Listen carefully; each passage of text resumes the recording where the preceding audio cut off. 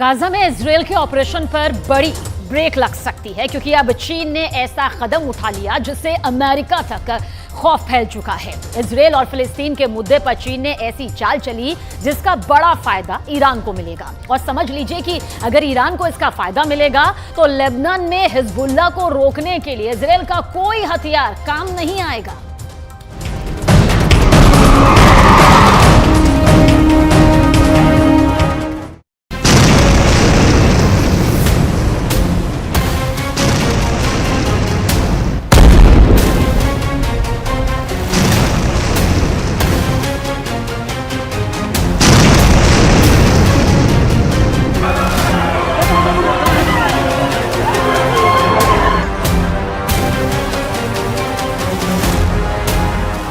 तबाही गाजा में हो रही है। गाजा में इजरायल के बम फट रहे हैं। उत्तरी गाजा का कोई मोहल्ला, कोई गली बाकी नहीं बची जो इजरायल के धमाके से गूंजी ना हो। गाजा ने इतनी लाशें पहले भी देखी हैं, लेकिन इस बार तबाही का मंजर और ज्यादा खतरनाक नजर आ रहा है। पूरे गाजा में इस वक्त बारूद की बू आ रही है। यहाँ की आबो हवा में बारूद घुल चुका है। इजरायल का दावा है कि उसकी एयरफोर्स गाजा पर रोज 300 से ज्यादा स्ट्राइक कर रही है।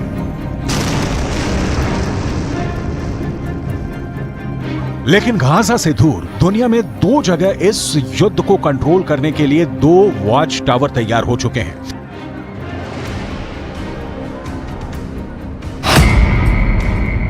एक है भूमध्य सागर, जहां अमेरिका ने समुद्री बेड़े तैयार कर दिए हैं, और दूसरा है फारस की खाड़ी, जहां चीन ने अपने 6 जंगी जहाज तैनात कर दिए हैं। एक तरफ अमेरिका इजरायल को बचाने पहुंच गया है, तो दूसरी तरफ चीन की तैनाती बताती है कि उसने ईरान को सुरक्षित रखने के लिए अपनी मसल पावर दिखानी शुरू कर दी है।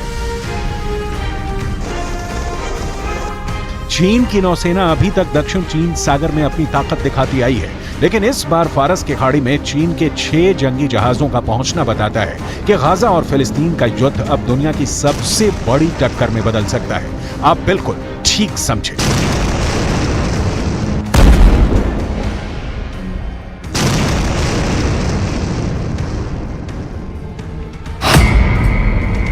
ये अब अमेरिका बनाम चीन का युद्ध भी हो सकता है। अमेरिका खुलकर इजरायल के साथ आ चुका है। अब चीन ने ईरान के करीब अपने 6 जंगी जहाज पहुंचा दिए हैं, यानी कह सकते हैं कि चीन अब ईरान के साथ है। वैसे बड़ी खबर यह भी है कि रूस के विदेश मंत्री सर्गेई लावरोव ने ऐसे अहम वक्त पर ईरान का दौरा किया है। इसलिए पुतिन ने यह भी बता दिया है कि रूस इस वक्त पूरी तरह ईरान के साथ है। गाजा में इजरायल की बमबारी को देखते हुए ईरान बार बार वार्निंग दे रहा है। इस वक्त गाजा में जितनी भी इमारतें इजरायल की बमबारी में ढहती जा रही हैं, वहां मलबे से बच्चे और बूढ़ों की लाशें निकाली जा रही हैं। ऐसी हर तस्वीर को देखकर फिलिस्तीन का समर्थन करने वाले देशों का गुस्सा उबाल खा रहा है। गाजा में इस इमारत में रेफ्यूजी रहते थे। जब इजरायल का बम यहां गिरा तो लोग लाशें गिनते गिनते थक गए। अब यहां चारों तरफ मलबा ही मलबा है। अंदाजा लगाना मुश्किल है कि इस मलबे में कितनी लाशें दबी हुई हैं।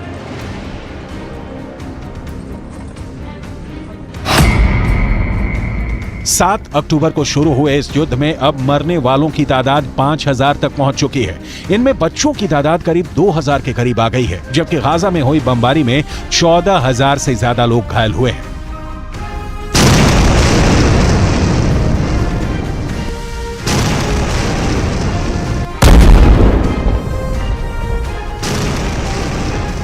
गाजा से आ रही तस्वीरों ने पूरी दुनिया को झकझोर कर रख दिया है। इस वक्त गाजा में दुनिया की सबसे बड़ी तबाही मची हुई है, और जैसे जैसे मरने वालों का आंकड़ा बढ़ता जा रहा है, पूरी दुनिया 2 खेमों में तेजी से बढ़ती जा रही है गाजा में तबाही को लेकर। इस बीच रिपोर्ट है कि जर्मनी के स्पेशल फोर्स की एक बड़ी टुकड़ी साइप्रस पहुंच चुकी है। जर्मनी की ये स्पेशल फोर्स अब साइप्रस में अमेरिका, इटली, नीदरलैंड्स और ब्रिटेन के स्पेशल फोर्स के साथ तैनात रहेंगी। यूरोप की तरफ से ऐसी तैनाती एक तरह से नाटो को भी इस युद्ध में खींच रही है। जर्मनी की स्पेशल फोर्स CSG-9 में दुनिया की टॉप क्लास की कमांडो टीम मानी जाती है। कहा जा रहा है कि जर्मनी ने इनको इसलिए तैनात किया है क्योंकि बड़े युद्ध के हालात में पश्चिम एशिया में मौजूद जर्मनी के नागरिकों को खतरा हो सकता है और तब ये टीम उनको बचाने के लिए ऑपरेशन में लगाई जा सकती है। जर्मनी के स्पेशल फोर्स CSG-9 बहुत ही आधुनिक हथियारों से लैस होती है और ये बंधकों को रिहा कराने में काफी माहिर मानी जाती है।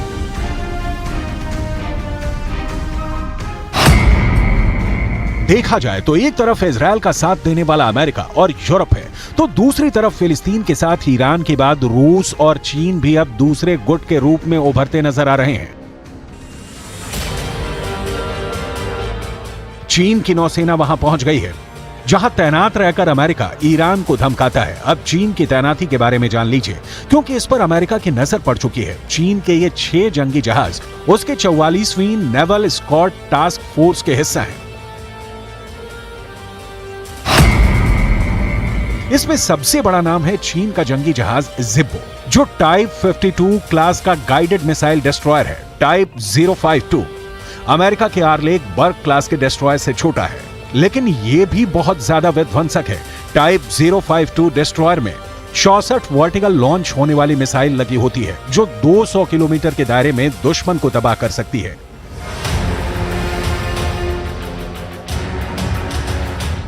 कुल मिलाकर ये चीन की तरफ से एक बड़ी स्टेटमेंट है जो उसने ईरान के पक्ष में दे दी है। चीन की ये टास्क फोर्स अमेरिका का कुछ खास नहीं बिगाड़ सकती, लेकिन इसका मौजूद होना ही एक बड़ा संदेश है। वहीं दूसरी तरफ भूमध्य सागर में अमेरिका ने बड़े ऑपरेशन के लिए 2-2 कैरियर तैनात किए हैं। ये ऑपरेशन ऐसे इलाकों में किए जाएंगे जहां से इजरायल के दुश्मनों को दूर रखा जा सके। इसलिए अमेरिका अपना जेराल्ड फोर्ड क्लास का कैरियर और आइजनहावर कैरियर को तैनात कर चुका है। अमेरिका ऐसे ही ऑपरेशन अफगानिस्तान और इराक में भी कर चुका है। ईरान को भी वो लगातार धमकी देता रहा है। इजरायल के लिए भी ये कैरियर बहुत बड़ा युद्ध छेड़ सकते हैं, उसे पूरी तरह कंट्रोल कर सकते हैं। अमेरिका का फोर्ड क्लास कैरियर और आइजनहोवर कैरियर ये दुनिया के सबसे बड़े एयरक्राफ्ट कैरियर हैं। इसमें फोर्ड क्लास सबसे नया कैरियर है, इसे CVN-78 भी कहते हैं और ये कैरियर 1 लाख टन का डिस्प्लेसमेंट पैदा करता है। भारत का एयरक्राफ्ट कैरियर INS विक्रांत इससे आधे से भी कम वजन का कहा जाएगा। ये एयरक्राफ्ट कैरियर न्यूक्लियर पावर से चलता है, यानी इसकी रेंज अनलिमिटेड है और ये दुनिया में कहीं भी आसानी से पहुंच सकता है। ये एयरक्राफ्ट कैरियर 56 किलोमीटर प्रति घंटे की रफ्तार से समंदर में चल सकता है और ये एक कैरियर की बहुत अच्छी रफ्तार कही जाएगी। अमेरिका की तरफ से तैनात हुए जेराल्ड फोर्ड और आइजनहावर, ये दोनों कैरियर स्ट्राइक ग्रुप किसी भी नौसेना को अकेले हरा सकते हैं। अमेरिका नहीं चाहता कि रूस की नौसेना इस इलाके में आए, जैसा कि सीरिया में युद्ध के दौरान हुआ था। यही वजह है कि ये दोनों कैरियर फुल एयर पावर के साथ यहां पहुंचे हैं।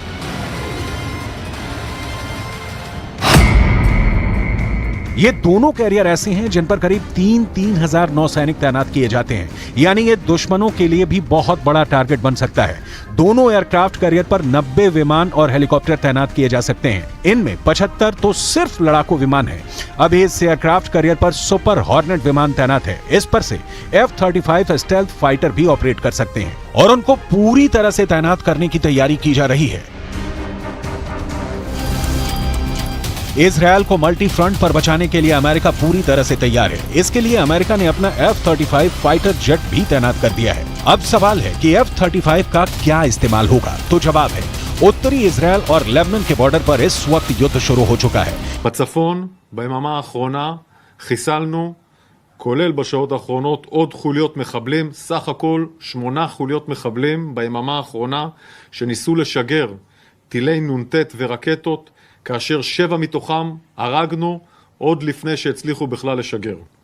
מתחילת המלחמה חיסלנו למעלה מ-20 חוליות כאלה של ארגון חיזבאללה। हिजबुल्लाह ने इजरायल के कई पोस्ट को एंटी टैंक मिसाइल से उड़ाने का दावा किया है और इसका वीडियो भी जारी किया है।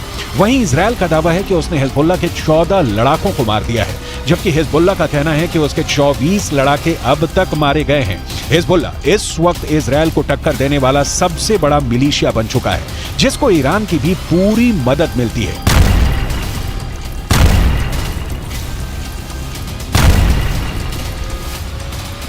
يقفل الشهيد هو على خط واحد مع باقي الشهداء ومع المنتظرين إلى تحقيق النصر. هي معركة حق وباطل، هي معركة حق وباطل أينما كانت. أهل الحق واحد وأهل الباطل واحد، والحق منتصر قطعا لا محالة। दुनिया में बहुत सारे खतरनाक फाइटर जेट हैं और आपके सामने है दुनिया का सबसे खतरनाक फाइटर जेट F-35। इस एक लड़ाकू विमान की कीमत 1000 करोड़ रुपए के करीब है। ये एक स्टेल्थ फाइटर जेट है जो रडार की पकड़ में आसानी से नहीं आता। इसकी एक खास वजह भी है। देखिए, स्टेल्थ फाइटर जेट है, कोई भी रडार इसको ट्रैक नहीं कर पाता क्योंकि इसकी बॉडी पर एक खास तरीके की कोटिंग होती है जो रडार की तरंगों को सोख लेती है और इसी वजह से इसको कोई भी रडार आसानी से ट्रैक नहीं कर पाता। इस फाइटर जेट का रडार, एवियोनिक्स और सभी सेंसर दुनिया में सबसे आधुनिक बताए जाते हैं, यानी कि सबसे ज्यादा एडवांस टेक्नोलॉजी का इस्तेमाल इसमें किया जाता है। और इसमें पायलट का जो हेलमेट है वो भी बहुत खास है जिसकी कीमत 3 करोड़ रुपए के आसपास की बताई जाती है। ये बहुत ही आधुनिक हेलमेट है जिसका इस्तेमाल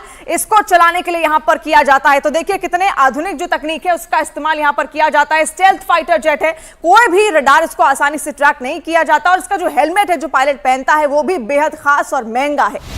F-35 में मिसाइल को इसकी बॉडी के अंदर छुपाया जा सकता है। इसे इंटरनल बे कहते हैं ताकि दुश्मन को रेडार सिग्नेचर नहीं मिले। अमेरिका चाहता है कि उसकी एयर पावर पूरी तरह से बिना किसी चैलेंज के ऑपरेट करे, फिर चाहे सामने कोई भी रडार क्यों ना हो। F-35 यही ताकत अमेरिका को देता है। दुश्मन के जहाज अगर आसमान में भी आ गए तो F-35 को पहले ही उनके आने की खबर मिल जाएगी।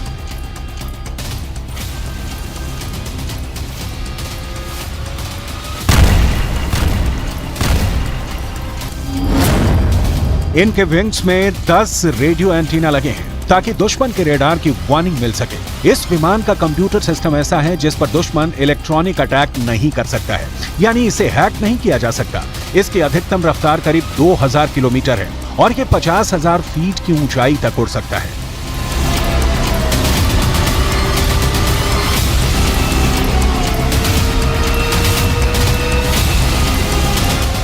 अमेरिका ने इजराइल के आसपास यूरोप और बाकी अड्डों पर फाइटर जेट की तैनाती बढ़ाने का फैसला किया है ताकि इजराइल पर कोई हमला न कर सके। इजराइल की वायुसेना पहले से ही एक्टिव है और इस कोशिश के बाद इजराइल को अमेरिका से एक नई ताकत मिलेगी और इस युद्ध में इजराइल पुरजोर ताकत के साथ लड़ेगा। गाजा पर चढ़ाई के लिए इजराइल की फोर्स ने उसे चारों तरफ से घेरा हुआ है।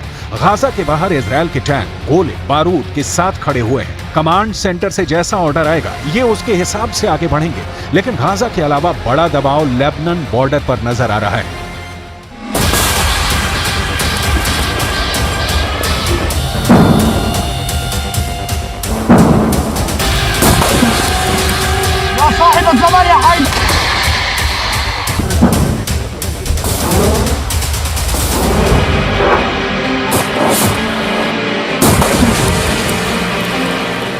समझ लीजिए कि इस वक्त गाजा के अलावा इजराइल और लेबनान के बॉर्डर पर जो आग लगी हुई है, ये आग कब युद्ध को 10 गुना भड़का सकती है, इसके बारे में दुनिया में सिर्फ 4 लोग जानते हैं।